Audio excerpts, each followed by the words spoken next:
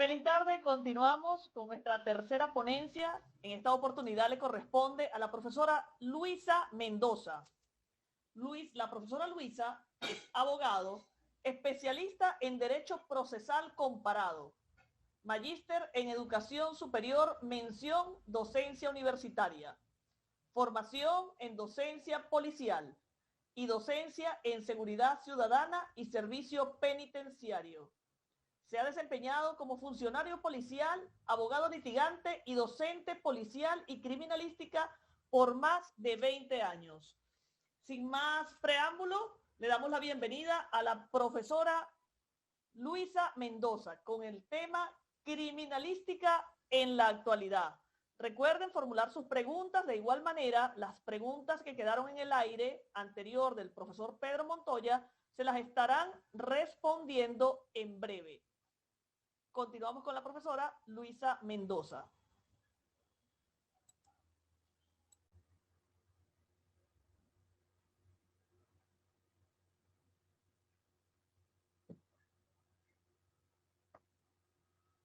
Buenas tardes. Buenas tardes. Mi tema, la criminalística en la actualidad, habla sobre una de las disciplinas más importantes que hay para la investigación criminal. En este momento, mi enfoque hacia la actualidad, pero voy a hacer un pequeño retroceso a la historia de esta ciencia transdisciplinaria. La criminalística fundamentalmente, según evidencia, se inició en el año 650 con los chinos, quienes al realizar un contrato, firmar un contrato, estampaban las huellas digitales de sus palmas, de las palmas de las manos, en esos contratos, en esas tablillas.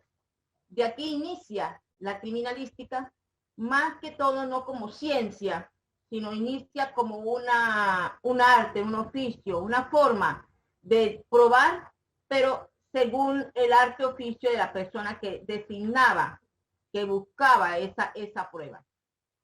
Viene después, se destaca el científico Vidocq, quien antes de ser un estudioso de la investigación criminal, destaca en él el hecho de que era un delincuente de los más buscados, ladrón de los más buscados, y se transforma, reinicia su vida, transformándose en uno de los policías más, en ese entonces, fenomenales que había para la época.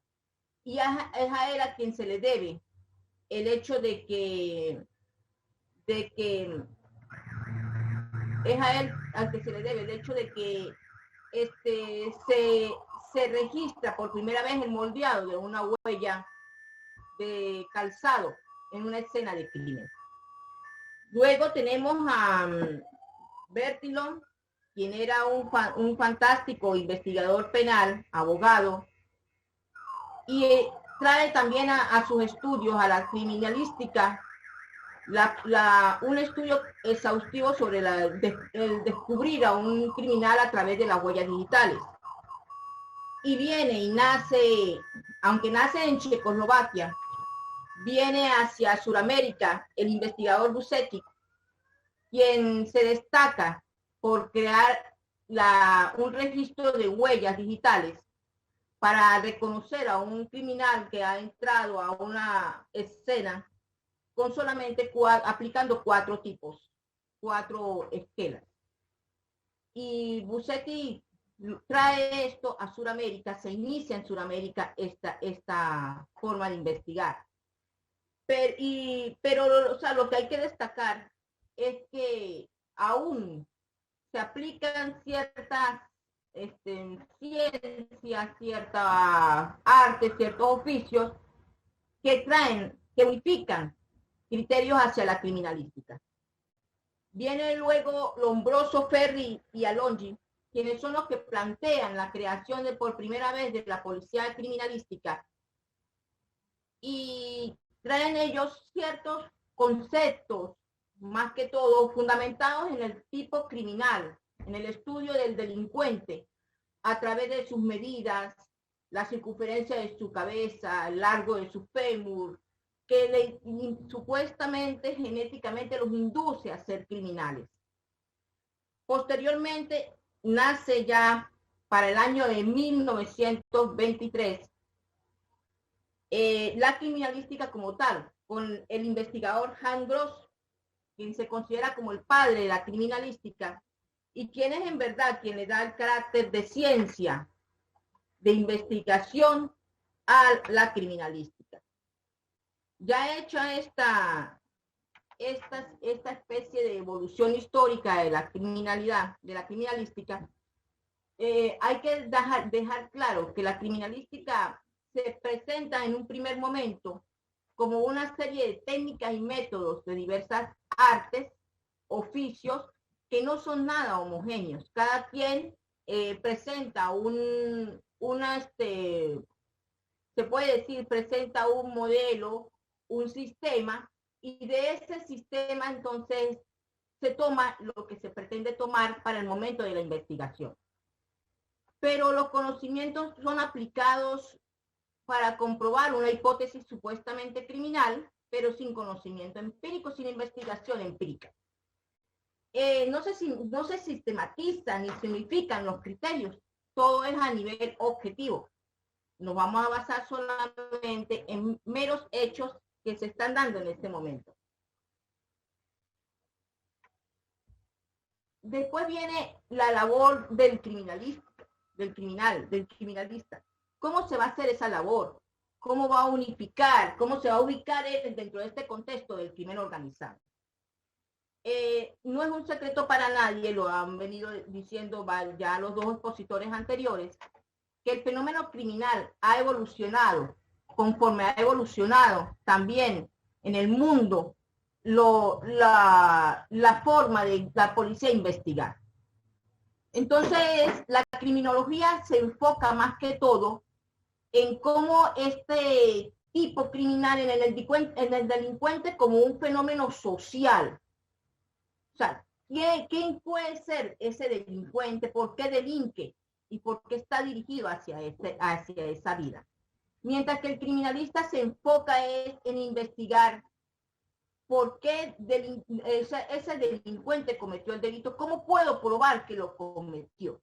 ¿Cómo puedo probar? ¿Cómo llevo mi investigación hacia ese delincuente?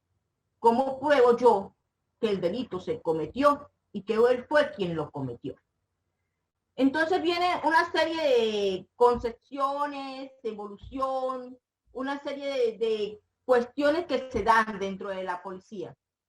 Porque la policía investigativa tiene que buscar la forma de perseguir las evidencias, investigar, demostrar que esa persona comete el delito, que esa persona cometió el delito, que esa organización está delinquiendo. Entonces es aquí cuando entran una serie de cuestiones que nos llevan a pensar en el incremento de la actividad criminal. Pero ¿por qué ese incremento? ¿Por qué se da ese incremento? Ese incremento más que todo se da por el hecho de que la policía investigativa carece de logística. Así de sencillo. Mientras que el criminal y esa criminalidad evoluciona con tecnología de punta, mientras esas organizaciones criminales le inyectan dinero a esa forma de criminalidad, la policía se queda atrás. ¿Por qué? Porque esa policía resulta que no tiene logística. El Estado no le asigna el dinero suficiente para poder comprar y adquirir reactivos, para adquirir cualquier cuestión que necesiten, cuestión muy separada. Ese fenómeno se da más que todo en Latinoamérica, muy separado de lo que se da en Europa y Estados Unidos, quienes sí inyectan ese dinero necesario para esas policías investigar. Es aquí en Latinoamérica donde nos vemos con el fenómeno de una policía que carece hasta de uniformes, de una policía que no tiene hasta armamento. Entonces, eso es lo preocupante del fenómeno suramericano. del fenómeno latinoamericano, que nos vemos ante una policía que no tiene logística, de una policía que si quiere formarse y se quiere preparar para mejorar en la investigación, tiene que cubrir con sus propios recursos esa profesionalización. También nos damos cuenta de una policía que prácticamente araña la escena del crimen porque no tiene guantes, porque no tiene reactivos en ese momento, se lleva para embalar la evidencia, no tiene lo suficiente bolsas colectoras, no tiene cómo embalar la evidencia, llevarla al laboratorio, llegan al laboratorio, no hay reactivos, no hay forma de ellos poder subsanar esa investigación. También nos vemos con fenómenos como, por ejemplo, que una investigación contable, una auditoría contable forense, porque también la hay, no tiene los recursos suficientes para encriptar o descodificar una información que tiene determinada empresa y descubrir qué tanto esa empresa está implicada en el crimen organizado. Entonces es aquí donde nos vemos con una realidad latente en Sudamérica, que es el hecho de que simplemente el Estado no le otorga suficiente logística, suficientes recursos a esa criminalística de cada país. Entonces es aquí donde se ve el investigador como científico deductivo, se ve que no puede recolectar los suficientes indicios para poder impugnar, no, sería darle punibilidad a ese delincuente y colocarlos tras las rejas, acabar con una red de tráfico y que puede ser tener todas las pruebas, pero no son pruebas subjetivas, son solo presunciones. Necesitamos que ese investigador criminal sea objetivo, muestre las evidencias que tiene ese delincuente, que puede llevar tras las rejas a ese delincuente y destruir una red de crimen organizado. Las asociaciones criminalísticas se caracterizan por su elevada complejidad a nivel organizativo. Ya en los últimos tiempos se están legalizando a través de empresas que hacen legal lo ilegal. Y entonces necesitamos una criminalística que esté a la punta con ellos, que vaya paralelo o más adelantado en cuanto a tecnología con ellos. El accionar criminal es un medio para alcanzar un fin principal, el máximo de las ganancias económicas.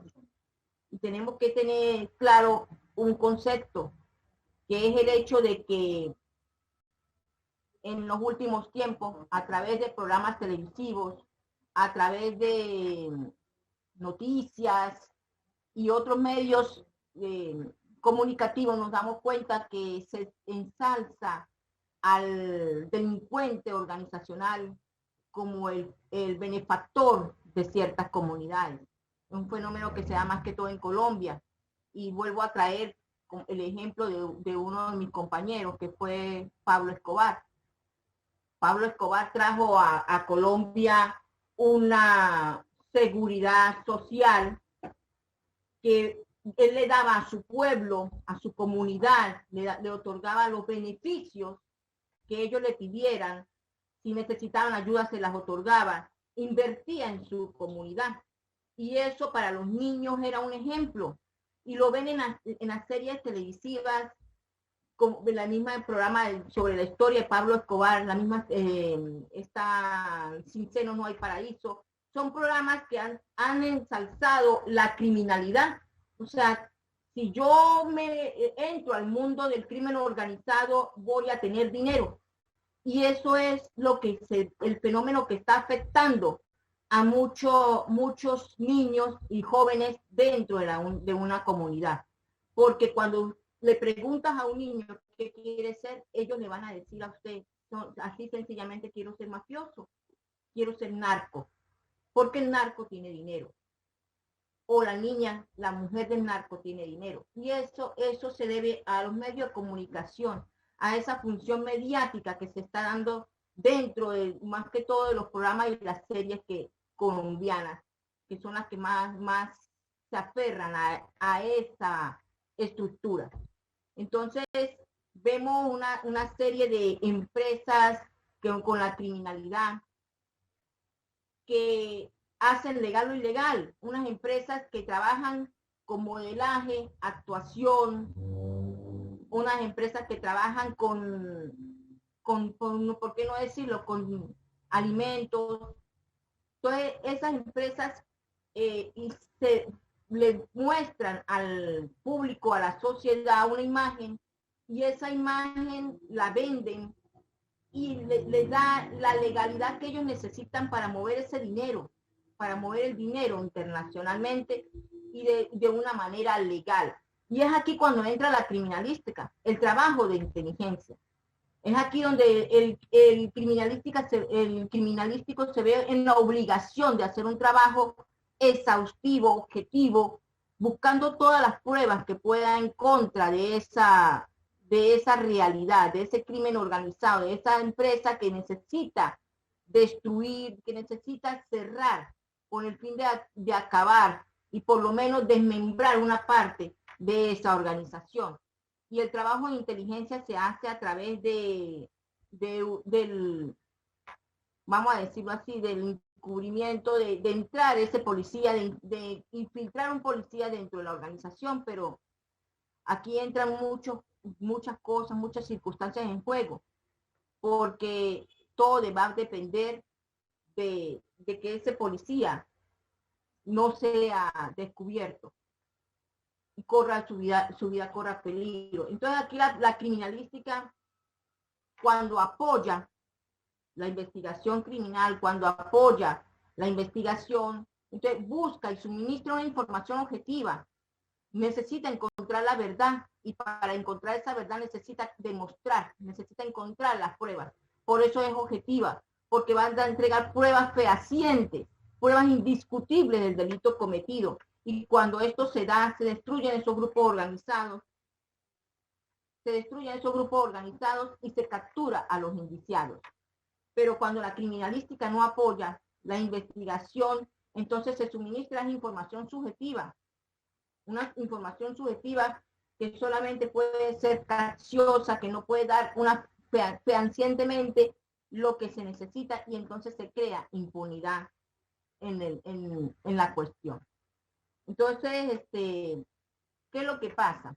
Que en la actualidad, pues, ya la criminalística es tomada como una ciencia, porque ya adquirió el nombre de criminalística, ya es una ciencia, se espera que autónoma, se espera, pero aún todavía funciona como una ciencia auxiliar de la justicia, una ciencia auxiliar del derecho penal, auxiliar de los tribunales, pero no es tomado en cuenta todavía como una ciencia autónoma que necesita probar su necesidad, lo que se requiere para ella. La delincuencia organizada actúa con criterios empresariales claramente establecidos, planifica sus actividades de acuerdo con los criterios económicos de la oferta y la demanda, contempla el impacto de la acción investigativa y ellos investigan cómo tienen que entrar en ese mundo empresarial, y es aquí el criminalista tiene que buscar la manera de encontrar todas esas pruebas en contra de todos esos delincuentes. También hay que hablar de que los delincuentes organizados más que todo se trabajan como empresarios abiertamente legales entre comillas, son exitosos dentro del mundo empresarial, pero en verdad hay que buscar de dónde sale el dinero que ellos están invirtiendo, de dónde sale todo ese dinero que ellos están trayendo hacia la realidad, hacia la sociedad.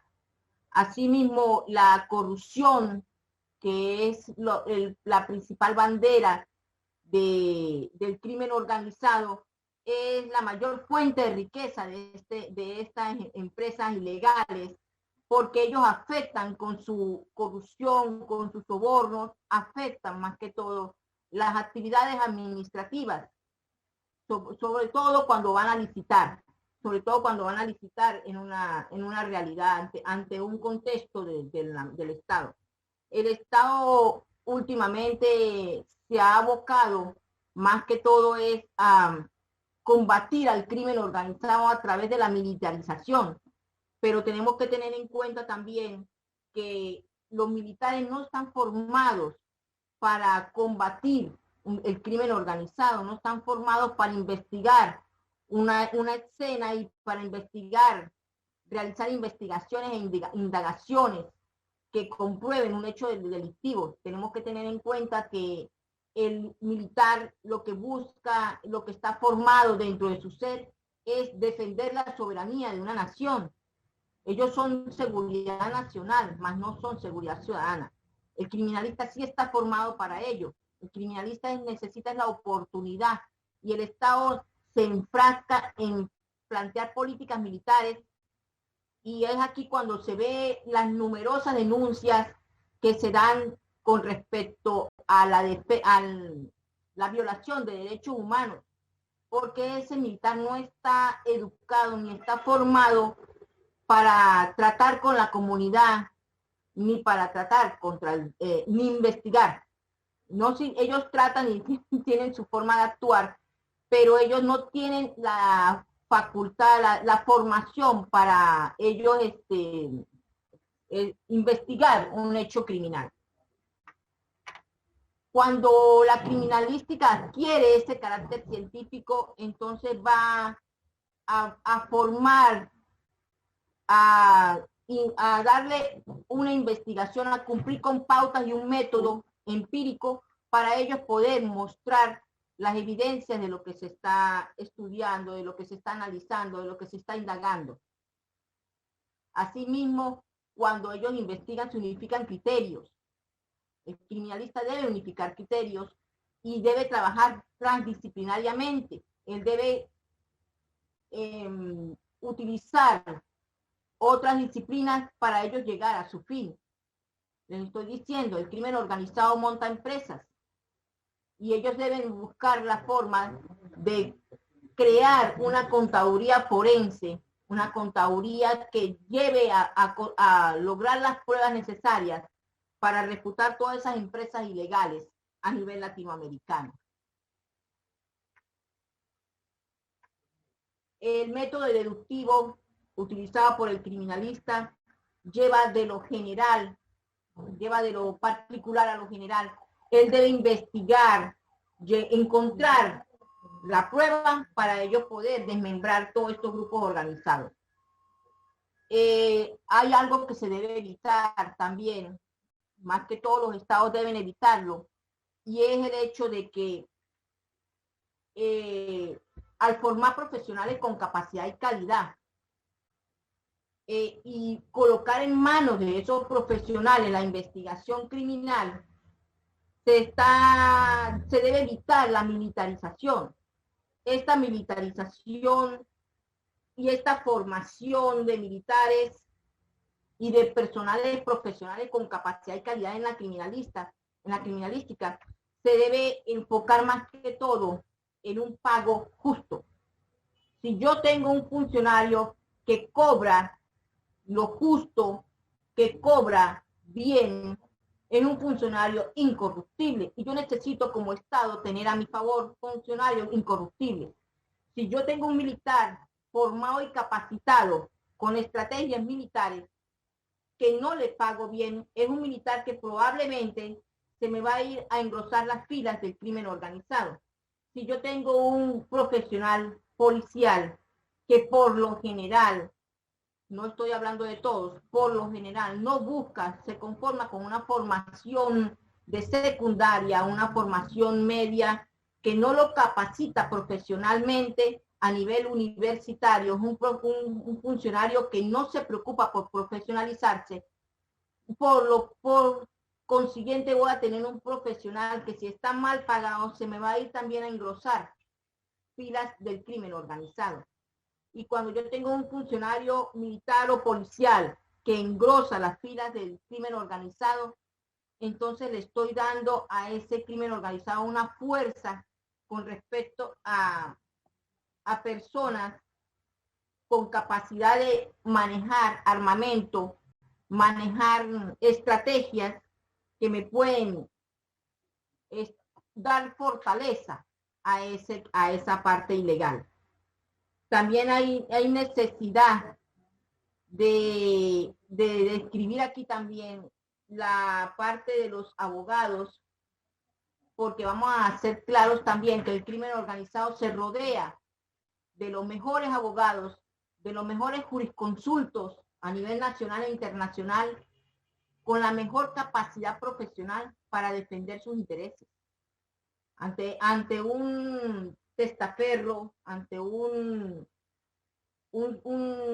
parte integrante de este crimen organizado que pueda caer en manos de la justicia, tengan la plena seguridad que va a salir un ejército de abogados, defensores, que se ven en la necesidad ante el dinero ofrecido de buscar, entre comillas, buscar la justicia para colocar en la calle a ese criminal.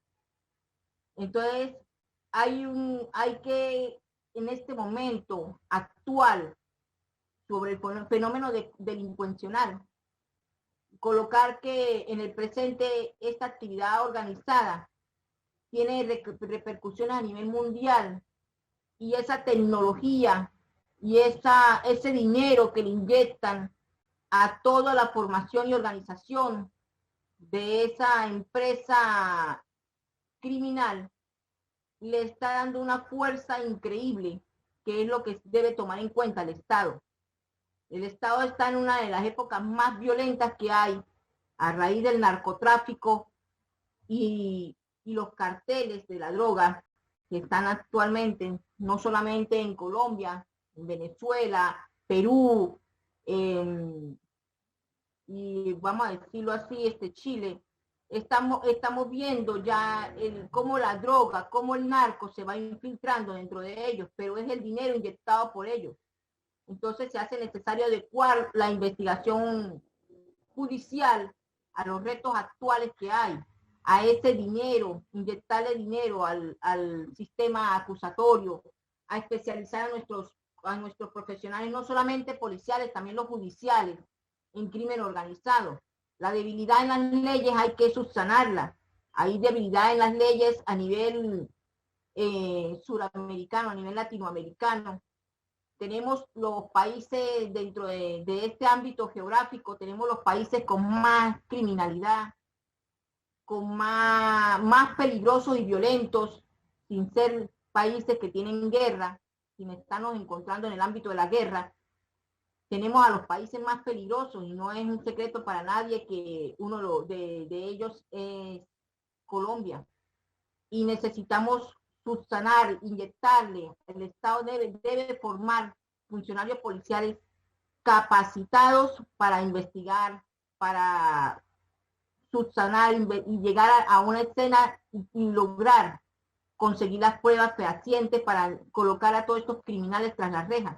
También necesitamos unos jueces que con la capacidad y la interesa de lograr justicia, fiscales del Ministerio Público, abogados que trabajen en pro de la justicia. Y todo esto se logra con una buena logística, una buena formación ética, y no solamente eso, también debemos dejar claro, como lo dije hace rato, necesitamos funcionarios que cobren bien, que tengan un buen salario, lo justo por su profesionalización, porque lo vuelvo y lo repito, si un Estado quiere un funcionario incorruptible, el Estado debe pagarle a ese funcionario lo justo, lo necesario por su función, porque de ello depende que esos criminales estén tras las rejas. También necesitamos un sistema que proteja a las víctimas. Si tenemos una víctima que está lo suficientemente protegida, tengan la plena seguridad que es un testigo fuerte para desmembrar continuamente el crimen organizado. Pero hace poco no, ya hace unos años en Colombia ocurrió un fenómeno que fue que al ser juzgado y se estaba hablando de la extradición de un poderoso narco, murieron 4 magistrados en atentados que le fueron dirigidos hacia ellos. Y eso da respuesta a lo que estoy afirmando. Si el crimen organizado es capaz de jugar con la vida humana de esa manera, entonces y el Estado no invierte hacia esa justicia, hacia esa profesionalización, hacia esa protección, hacia esos laboratorios que deben estar suficientemente abastecidos para poder conseguir pruebas, entonces nos vemos en el fenómeno de que por muy buenos criterios que tengamos, por muy buena criminalística que tengamos, por muy buena formación que se dé en universidades, por muchos técnicos criminalistas que tengamos en este momento bien formados, lo suficientemente preparados profesionalmente, no vamos a tener entonces forma de llevar a esos criminales tras las rejas, porque el Estado no colabora y no les paga bien y no les da la suficiente, no le invierte los suficientes recursos necesarios para ellos poder trabajar. En estos momentos, el crimen ya no es un resultado de un sujeto que se formó mal, no es el resultado de un sujeto que supuestamente nació para ser delincuente. En este momento el crimen es visto como una forma muy rápida de adquirir riqueza. Es un fenómeno social que se está dando actualmente. Y por eso lo tenemos que tener en cuenta ese punto de vista. El gran peligro del crimen organizado es que la víctima no es solamente cierta persona o grupo de personas o comunidad, la víctima es toda la sociedad latinoamericana. Estamos en un peligro ante el crimen organizado, un peligro social ante el ejercicio desigual que hay del poder, poder al servicio de unos pocos, lo que posibilita más que todo el fortalecimiento de las actividades ilegales. Tenemos que tener en cuenta la necesidad de que el Estado se involucre, que combatamos la corrupción, porque este es un mal que nos está afectando fuertemente a nivel latinoamericano. El mal de la corrupción está dándole fuerza a ese crimen organizado en los últimos instantes.